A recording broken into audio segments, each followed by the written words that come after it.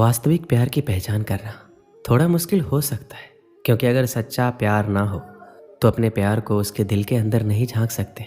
भले ही सामने वाला का दिल आपके पास क्यों ना हो, जब प्यार झूठा हो तो उसके दिल में आपके लिए क्या चल रहा है आपको पता नहीं चलेगा। लेकिन ये नहीं है कि अभी सच्चा प्यार बाकी नहीं है, अभी भी सच्ची मोहब्बत है, बस पहचानने की ज़रूरत है। जिसे भी सच्ची मोहब्बत मिलती है उसकी ज़िंदगी गुलाब के फूलों की तरह महक जाती है और ज़िंदगी रंगों से भर जाती है।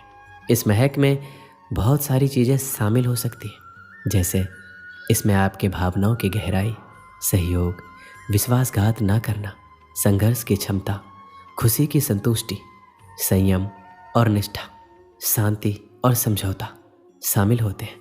आइए आपको प्यार की 5 ऐसी निशानी बताते हैं जो आपकी ज़िंदगी खराब होने से बचा सकती है। जब कोई इंसान बिना किसी स्वार्थ के और बिना किसी अपेक्षा के किसी को दिल से अपना मानने लगता है, उसे चाहने लगता है, उसका हर सुख दुख में उसका साथ देता है, उसकी हर मुमकिन मदद करने को तैयार हो जाता है, उसे हमेशा खुश देखना चाहता है और जीवन के खराब से खराब परिस्थिति में भी उसका साथ देता है, उसी को सच्चा प्यार कहा जाता है। सच्चा प्यार आपके साथी को आपकी भावनाओं का महत्व होता है। वह आपकी सुनता है, समझता है, सम्मान करता है। वह आपकी खुशियों को समझता है, आपको क्या अच्छा लगता है, क्या बुरा लगता है। उन्हें एक दूसरे के साथ ज़्यादा समय देना चाहिए ताकि एक दूसरे को जान सके। प्यार ईश्वर का वरदान है, इसमें उसकी झलक नज़र आती है। जिससे आप प्यार करते हैं तो उसको क्या अच्छा लगता है, क्या बुरा लगता है, ये पता होना आवश्यक है। जहाँ सच्चा प्यार होता है वहाँ समझौता करना होता है, कहीं ना कहीं बलिदान करना होता है। जहाँ झूठा प्यार होता है वहाँ एक ही चीज़ होती है, सिर्फ अपना फ़ायदा देखना।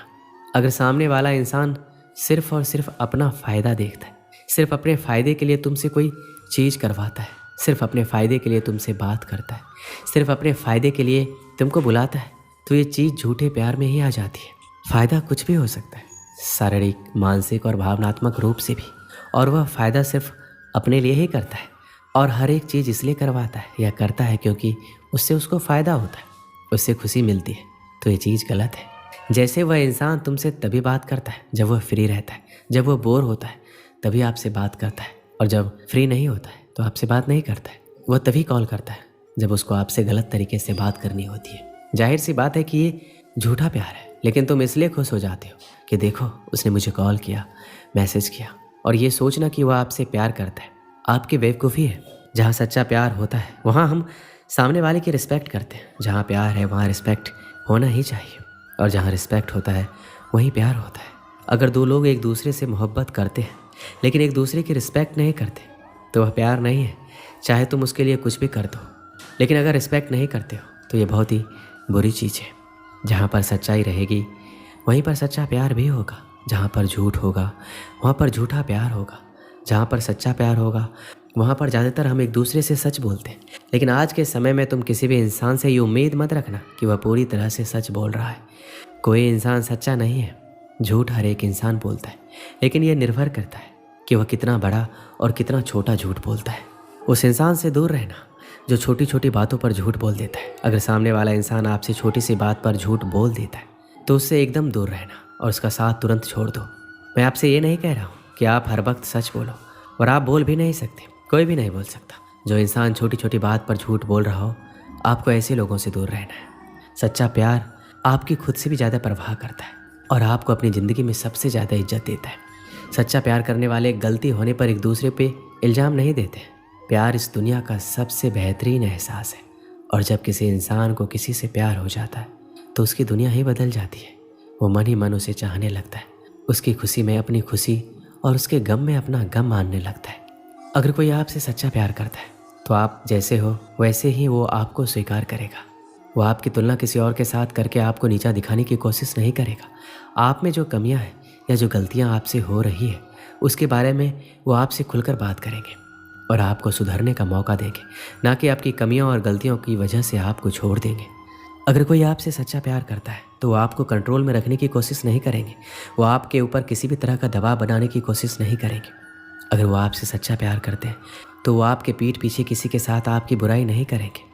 आपसे सच्चा प्यार करने वाला इंसान हमेशा आपकी और आपके भावनाओं की कदर करेगा, आपकी हमेशा इज्जत करेगा, आपको सम्मान देगा, वो कभी आपको दुख नहीं पहुंचाएगा और आपकी भावनाओं को ठेस नहीं पहुंचाएगा। एक बार एक बहुत ही बड़ा नेता एक साधु के छोटे से आश्रम में गया। वह साधु के बारे में बहुत सुना था, तो उसके मन में आया कि मैं एक बार जाकर देखता हूँ कि लोग उसकी इतनी तारीफ क्यों करते हैं।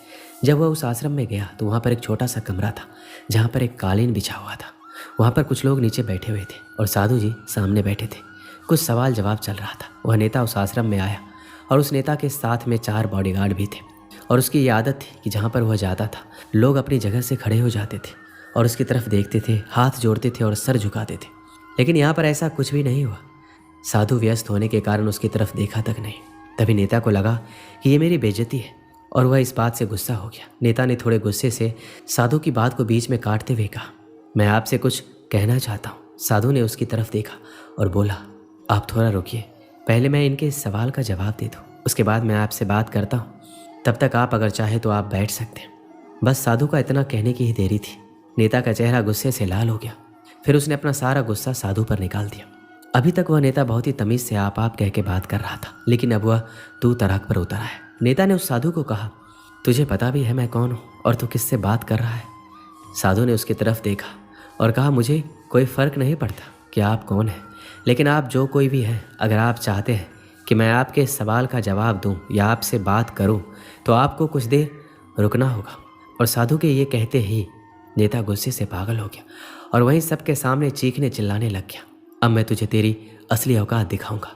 तूने मुझसे पंगा लेकर ठीक नहीं किया, तुझे पता भी है मैं तेरे बारे में क्या सोचता हूँ। साधु ने फिर से नेता की तरफ देखा और बड़े ही प्रेम से कहा, मुझे कोई फ़र्क नहीं पड़ता कि आप मेरे बारे में क्या सोचते हैं, आप जो चाहे वो मेरे बारे में सोच सकते हैं। फिर नेता ने उससे कहा कि तू चाहे सुनना चाहता है या नहीं, लेकिन मैं तुझे यहीं सबके सामने बताऊंगा कि मैं तेरे बारे में क्या सोचता हूँ। तू कोई साधु नहीं है, तू एक बहुत ही घटिया इंसान है, तू एक ढोंगी है, पाखंडी है। यहाँ पर जितने भी लोग बैठे हैं उन सबको बेवकूफ़ बना रहा है। तेरा बस एक ही मकसद है, इन लोगों की जेब में जितना भी पैसा है वह सब तेरे पास आ जाए। तू अपने फ़ायदे के लिए इन लोगों का इस्तेमाल कर रहा है। अब मैं तुझे नहीं छोड़ने वाला हूँ, पूरी दुनिया के सामने तेरा पर्दाफाश करके रहूँगा। लेकिन उसके इतना बोलते ही हल्की सी मुस्कान उस साधु के चेहरे पे बनी रही। यह देखकर वह और भी तिलमिला गया और उसने कहा, अब बहुत हो गया, अब मैं यहाँ 1 मिनट भी नहीं रुकने वाला, लेकिन अभी भी तेरे पास मौका है। अगर मुझसे माफ़ी मांगनी है या मुझसे कुछ कहना है तो कह सकते हो। इतना सब होने के बाद भी साधु के चेहरे पर एक मुस्कान थी और वह बिल्कुल शांत था। फिर उन्होंने अपनी आंखें बंद की। फिर साधु ने अपनी आंखें खोली, हाथ जोड़े और कहा, मुझे आपसे कोई गिला शिकवा नहीं है, आपके लिए मेरे मन में कोई भी गलत ख्याल नहीं है। जो भी मेरे बारे में आपने कहा वह आपकी अपनी सोच थी, तो मुझे आप में कोई बुराई नज़र नहीं आती है। मुझे आप बहुत ही भले इंसान लग रहे हैं। साधु के इतना कहते ही नेताजी का दिमाग 7वें आसमान पर पहुंच गया।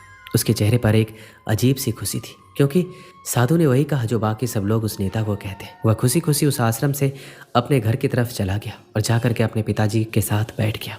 उसके पिताजी ध्यान में थे। उन्होंने पूरी ज़िंदगी सिर्फ लोगों की सेवा की और बदले में कुछ भी उम्मीद नहीं किया।